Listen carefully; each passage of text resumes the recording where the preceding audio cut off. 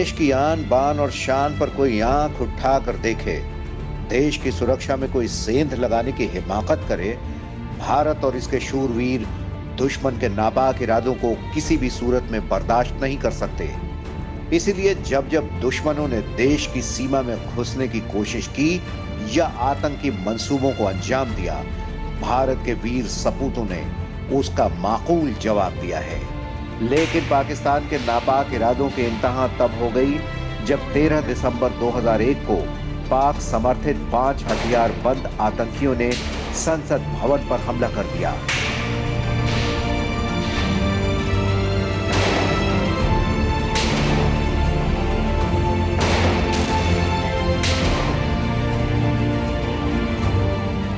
ये महज देश की सबसे सुरक्षित समझे जाने वाली इमारत संसद भवन पर ही हमला नहीं था, बल्कि ये हमारे लोकतंत्र पर हमला था।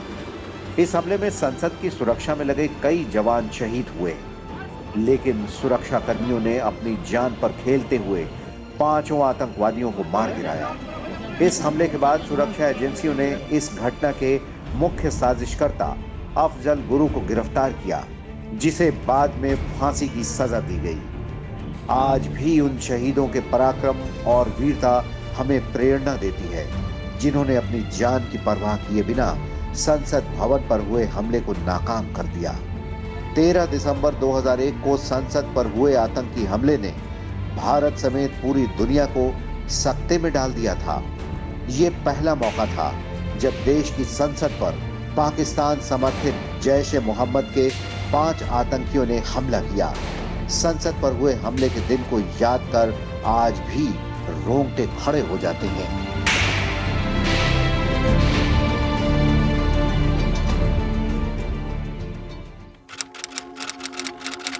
तारीख 13 दिसंबर 2001, वक्त 11:30।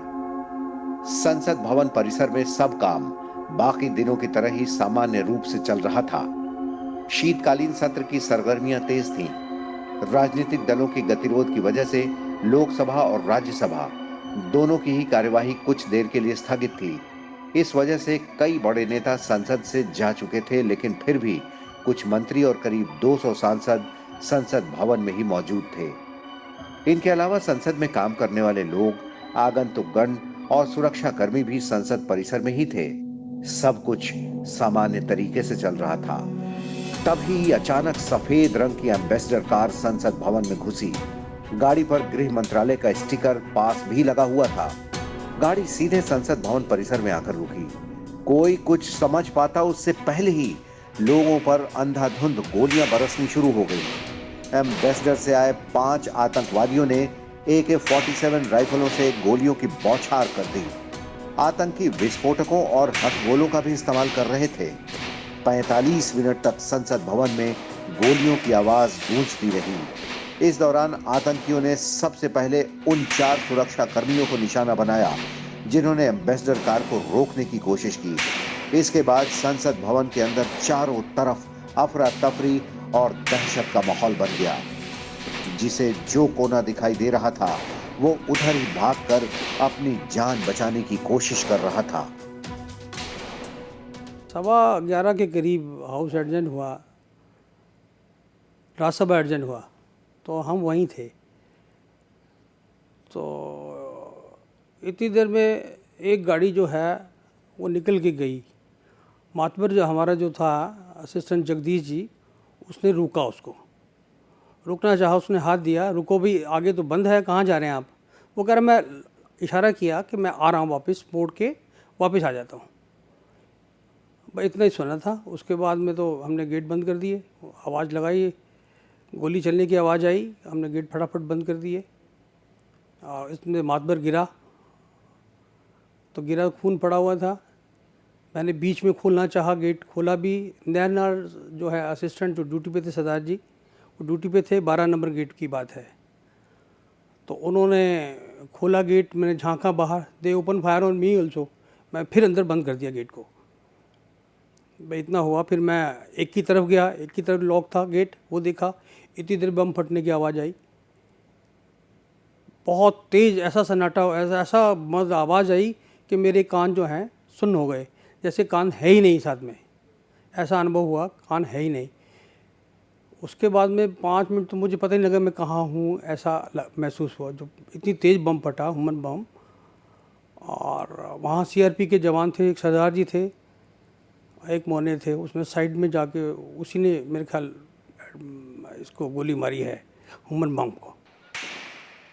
ये पहला मौका था जब देश की संसद पर जैश ए मोहम्मद के 5 आतंकियों ने हमला किया। 45 मिनट तक चले इस वाकये से हर कोई हैरान और परेशान था। पांचों आतंकवादी कार के आसपास से ही गोलियां और ग्रेनेड बरसा रहे थे। इस दौरान संसद भवन के सुरक्षाकर्मी, दिल्ली पुलिस और सीआरपीएफ के जवानों ने मोर्चा संभाल लिया और गेट नंबर 11 के पास दोनों तरफ से गोलीबारी शुरू हो गई। आतंकी लगातार अपनी पोजीशन बदल रहे थे। दरअसल इन आतंकियों का मकसद संसद के मुख्य भवन में प्रवेश कर वहां मौजूद सांसदों को निशाना बनाना था, लेकिन मौके पर मौजूद सुरक्षा कर्मियों ने उनका मंसूबा कामयाब नहीं होने दिया। सुरक्षा कर्मियों ने सदन के अंदर जाने वाले तमाम रास्तों को बंद कर दिया और दरवाजों के इर्द गिर्द पोजीशन ले ली। आतंकवादी जिस तरह गोलियां बरसाते हुए इधर उधर भाग रहे थे, उससे साफ लग रहा था कि वे अंदर तो घुस आए हैं, पर उन्हें ये पता नहीं कि सदन के अंदर दाखिल होने के लिए दरवाजे किस तरफ हैं। और उसके बाद में मैं सेंटर हॉल गया, सब एमपीज बैठे, एमपी को बताया कि भाई ऐसा है कि बाहर हो रहा है, ये जो है अंदर कोई नहीं है, आप पैनिक मत होइए, कोई घबराने वाली बात नहीं है आपको। फिर मैं आ गया 12 नंबर पर। फिर इतने में मातबर सिंह को गोली लगी हुई थी, वो डॉक्टर, हमारी डॉक्टर थी, लेडी डॉक्टर, वो उसको लेके आई, कहने लगी 12 नंबर खोलो। मैं कहा बिल्कुल नहीं खुलेगा, इसको आप 4 नंबर से ले जाइए आउट, ये 12 नंबर नहीं खुलेगा, यहाँ पर वो हैं इसलिए नहीं खुलेगा। थोड़ी देर के बाद हम जब खोला गेट को तो देखा ओम प्रकाश जी, हमारा एक साथी थे सिक्योरिटी अफसर, वो लेटे हुए थे, जीवित थे वो। मैंने तो ये सोचा था गेट खोलता हूँ, उसको ले आऊँगा अंदर, जो जगदीश प्रसाद बच जाएँ तो अच्छी बात है। खून से लथपथ थे, उनका सिर से खून बह रहा था और डेड हो चुके थे। सुरक्षा बलों ने अपनी जान की बाजी लगाते हुए पांचों आतंकवादियों को सदन के बाहर ही ढेर कर दिया। इस हमले का बहादुरी से सामना करते हुए 9 लोग शहीद हुए, जिसमें संसद सुरक्षा के 2 सुरक्षा सहायक जगदीश प्रसाद यादव और मातबर सिंह नेगी, दिल्ली पुलिस के 5 सुरक्षाकर्मी नानक चंद, रामपाल, ओम प्रकाश, विजेंद्र सिंह और घनश्याम, केंद्रीय रिजर्व पुलिस बल की एक महिला कांस्टेबल कमलेश कुमारी और सीपीडब्ल्यूडी के एक कर्मचारी देशराज शामिल थे। इनके अलावा इस आतंकी हमले में 16 जवान घायल हुए। संसद हमले के शहीदों में जगदीश प्रसाद यादव, कमलेश कुमारी और मातबर सिंह नेगी को अशोक चक्र, जबकि नानक चंद, ओम प्रकाश, घनश्याम, रामपाल और विजेंद्र सिंह को कीर्ति चक्र से सम्मानित किया गया। इसके साथ ही अतुलनीय साहस का परिचय देने के लिए संतोष कुमार, वाई.बी. थापा, श्यामवीर सिंह और सुखविंदर सिंह को शौर्य चक्र से सम्मानित किया गया। संसद की रक्षा में अपनी जान न्यौछावर करने वाले अमर शहीदों पर देश को हमेशा गर्व रहेगा। इतनी देर में जब एंड हुआ तो उसके 5-7 मिनट बाद जब ये मर गए सारे, सीआरपी ने बहुत ही मदद की है। सीआरपी ने कमाल कर दिया है, कमाल का काम किया है सीआरपी ने। सीआरपी को सलूट होना चाहिए और हमने सीआरपी को सलूट किया। बहुत ज़बरदस्त काम किया सीआरपी। वो उन्होंने ड्रेस नहीं देखी, कोई कच्छे में है तो अंडरवियर में है, वो भी आ गया राइफल उठा के। गांधी जी का स्टैचू लगा है वहाँ, महात्मा गांधी जी का, उसके पीछे जो है वो जाली लगी हुई है, जालियों में उन्होंने बैरल रखी है, बैरल से उन्होंने वहीं से कॉक किया और वहीं से उड़ा दिया उनको समझ ही नहीं आतंकवादियों को गोली कहाँ से आ रही हुई है। जिस कार से आतंकी अंदर आए थे उसकी जांच करने पर पता चला कि उसमें हथियार और विस्फोटक रखे हुए थे। कार के अंदर 30 किलो आरडीएक्स रखा गया था। अगर इस कार में धमाका हो जाता तो हालात बेहद खराब होते। आतंकियों की कार में खाने पीने का सामान भी मिला, जिससे साफ हुआ कि आतंकियों के मंसूबे कितने खतरनाक थे। आतंकी इस बात की पूरी तैयारी करके आए थे कि सांसदों को बंधक बना लिया जाए लेकिन सलाम है उन वीर जवानों का जिन्होंने अपनी जान पर खेलकर इतने बड़े आतंकी हमले को नाकाम कर दिया। संसद पर हुए हमले को 19 साल बीत चुके हैं। भारत ने तो उससे सबक ले लिया, लेकिन पाकिस्तान अपनी नापाक हरकतों से अब तक बाज नहीं आया है और लगातार आतंकवादियों को पोषित कर भारत पर आतंकी हमले करवाता रहा है। पाकिस्तान के समर्थन से 13 दिसंबर 2001 को की गई नापाक हरकत न केवल भारत बल्कि दुनिया की तारीख में दर्ज एक काला अध्याय है। इस दिन संसद पर हुए आतंकी हमले ने पूरे देश को हिलाकर रख दिया था। हालांकि हमले के बाद सुरक्षा एजेंसियों ने तुरंत कार्रवाई करते हुए 2 दिन बाद ही हमले का मुख्य साजिशकर्ता अफजल गुरु को गिरफ्तार किया, जिसे कानूनी कार्रवाई के बाद फांसी की सजा हुई। दरअसल संसद पर हमला करने वाले 5 आतंकी फर्जी पहचान पत्र के जरिए संसद भवन परिसर में घुसे थे। हमले के 2 दिन बाद इस घिनौनी साजिश को रचने वाले मुख्य आरोपी अफजल गुरु को दिल्ली पुलिस ने गिरफ्तार कर लिया। अफजल गुरु ने खुद कबूल किया था कि संसद भवन हमले के 5 आतंकी पाकिस्तानी थे और इनका मकसद राजनेताओं को खत्म करना था। उसने यह भी स्वीकार किया था कि इसके लिए उसने पाकिस्तान में 2.5 महीने की आतंकी ट्रेनिंग ली थी। हमले के बाद इस घटना की तहकीकात करते हुए 15 दिसंबर 2001 को दिल्ली पुलिस ने आतंकी संगठन जैश-ए-मोहम्मद के सदस्य अफजल गुरु को गिरफ्तार किया। उसके साथ ही दिल्ली विश्वविद्यालय के जाकिर हुसैन कॉलेज के एसएआर गिलानी से पूछताछ की गई और बाद में उसे भी गिरफ्तार किया गया। इसके बाद 2 अन्य अफसान गुरु और उसके पति शौकत हुसैन गुरु को पुलिस ने गिरफ्तार किया। जून 2002 में ट्रायल कोर्ट ने इस मामले में 4 लोग अफजल गुरु, एसएआर गिलानी, अफशान गुरु और शौकत हुसैन गुरु पर आरोप तय कर दिया। दिसंबर 2002 को अदालत ने एसएआर गिलानी, शौकत हुसैन गुरु और अफजल गुरु को मृत्यु दंड की सजा सुनाई, जबकि अफसान गुरु को बरी कर दिया। अक्टूबर 2003 में अदालत ने गिलानी को भी बरी कर दिया, जबकि अन्य की सजा को बरकरार रखा। इसके बाद मामले की सुनवाई सुप्रीम कोर्ट में हुई, जहां अगस्त 2005 में उच्चतम न्यायालय ने अफजल गुरु के मौत की सजा को बरकरार रखा, जबकि शौकत हुसैन गुरु की मौत की सजा को बदलकर 10 साल सश्रम कारावास कर दिया। उच्चतम न्यायालय द्वारा भी फांसी सुनाए जाने के बाद अफजल गुरु की पत्नी तबस्सुम गुरु ने राष्ट्रपति के समक्ष दया याचिका दायर की थी, जिसको तत्कालीन राष्ट्रपति ने खारिज कर दिया था और आखिरकार 9 फरवरी 2013 को दिल्ली के तिहाड़ जेल में संसद भवन पर हमले के इस मास्टरमाइंड को फांसी पर लटका दिया गया। संसद भवन पर हुए हमले के 11 साल बाद अफजल गुरु को फांसी देना उस हमले में शहीद हुए बहादुरों को सही मायने में श्रद्धांजलि थी। जो सपोर्टर्स थे उसमें से अफजल गुरु एक था जो दिल्ली यूनिवर्सिटी का प्रोफेसर था, और एक गिलानी था, और एक और 3-4 आदमी थे। एक तो अफजल गुरु की बीवी का भी नाम है अफसान गुरु, वो भी इसके बीच में शामिल थी।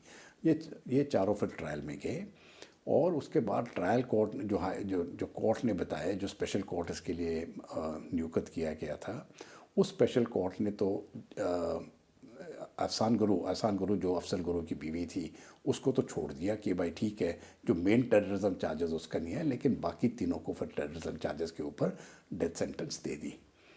उसके बाद ये अपील में गए सुप्रीम कोर्ट में, और सुप्रीम कोर्ट में फिर 2 आदमियों को निकाल दिया गया कि भाई एविडेंस उस प्रकार से नहीं है कि इनको आप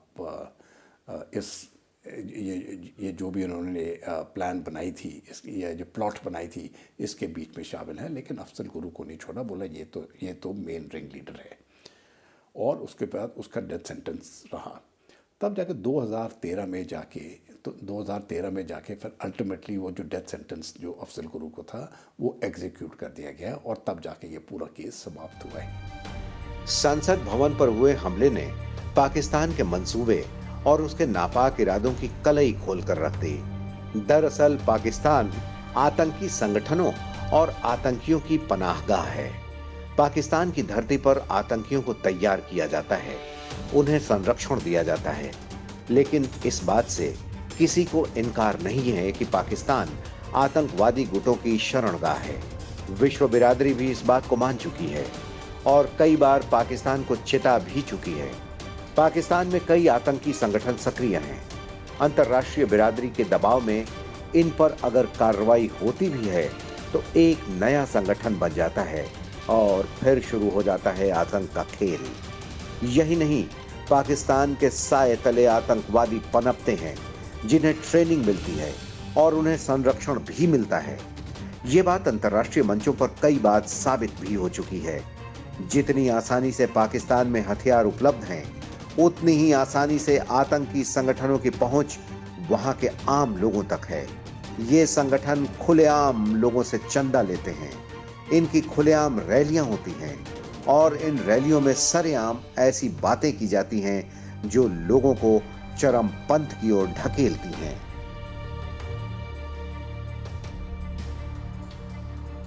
सच तो यह है कि पाकिस्तान ने हमेशा से ही अपनी जमीन का इस्तेमाल भारत के खिलाफ आतंकवाद के लिए किया। वार्ता के मेज पर आने के बाद भी पाकिस्तान की कथनी और करनी में हमेशा फर्क रहा है। पाकिस्तान के नापाक मंसूबे किसी से छुपे नहीं हैं। भारत ने जब जब पाकिस्तान की ओर दोस्ती का हाथ बढ़ाया है, पाकिस्तान ने भारत की पीठ पर खंजर ही घोंपा है। 13 दिसंबर 2001 को संसद पर हुए हमले से करीब 3 साल पहले की पृष्ठभूमि को समझें तो तत्कालीन प्रधानमंत्री अटल बिहारी वाजपेयी की पहल पर पाकिस्तान के तत्कालीन प्रधानमंत्री नवाज शरीफ के साथ 21 फरवरी 1999 को लाहौर घोषणा पत्र पर भी हस्ताक्षर किया गया। शांतिपूर्ण और मैत्रीपूर्ण संबंधों के लिए दिल्ली लाहौर बस सेवा सदाए सरहद शुरू की गई। लेकिन पाकिस्तान ने एक बार फिर धोखा देते हुए मई और जुलाई 1999 के बीच करगिल पर हमला किया। इस हमले को भारतीय सेना ने सफलतापूर्वक नाकाम कर दिया। इसके बाद भारत के संसद पर 13 दिसंबर 2001 को पाकिस्तान आईएसआई की ओर से प्रायोजित आतंकवादी हमले से एक बार फिर साबित हो गया कि पाकिस्तान के रुख में कोई बदलाव नहीं हुआ है। इसके बाद 26 नवंबर 2008 में मुंबई हमला, पंजाब के गुरदासपुर में 27 जुलाई 2015 को बड़ा आतंकी हमला हुआ, जनवरी 2016 में पंजाब के पठानकोट स्थित एयरफोर्स बेस पर आतंकी हमला और सितंबर 2016 में उरी में सेना के कैंप पर आतंकी हमला हुआ। उसके बाद 14 फरवरी 2019 में जम्मू कश्मीर के पुलवामा में आतंकी हमला हुआ। सुरक्षा बलों पर हुए इस आतंकवादी हमले में सीआरपीएफ के 40 जवान शहीद हुए। इसके साथ ही आए दिन पाकिस्तान की ओर से संघर्ष विराम का उल्लंघन कर नियंत्रण रेखा पर भारतीय सेना और भारतीय इलाकों पर लगातार गोलीबारी की जाती रही है। इन सभी हमलों से साफ हो गया है कि पाकिस्तान भारत के खिलाफ आतंकवाद को हथियार के रूप में इस्तेमाल कर रहा है। हालांकि पुलवामा हमले के बाद भारत ने पाकिस्तान को मुंहतोड़ जवाब देते हुए बदला लिया और पाकिस्तान के घर में घुसकर सर्जिकल स्ट्राइक की और आतंकी ठिकानों का सफाया किया।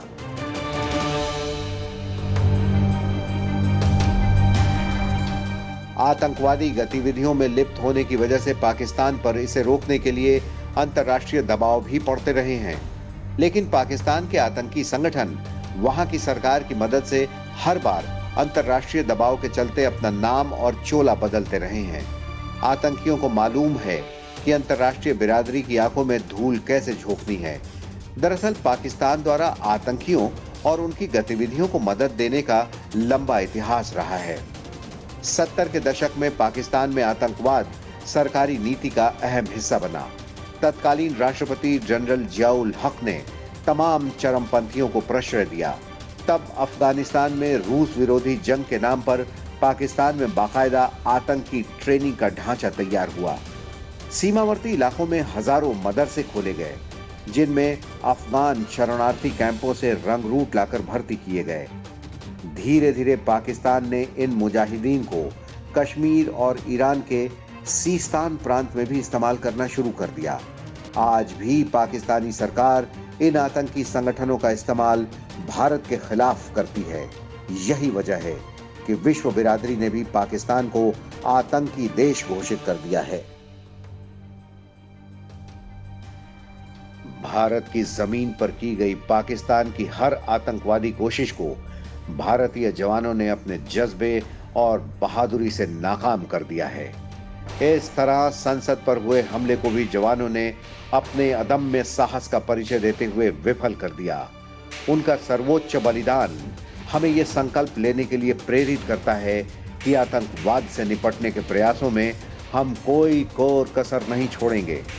देश हमेशा 2001 में इसी दिन आतंकवादियों से सदन का बचाव करते हुए अपने प्राणों की आहुति देने वाले शहीदों के अनुकरणीय शौर्य और साहस को सलाम करता रहेगा। इसके साथ ही अमर बलिदानियों का त्याग हमें हमेशा याद दिलाता रहेगा कि आतंकवाद लोकतंत्र और नागरिक अधिकारों के लिए सबसे बड़ा खतरा है। Bureau report, Rajya Sabha TV.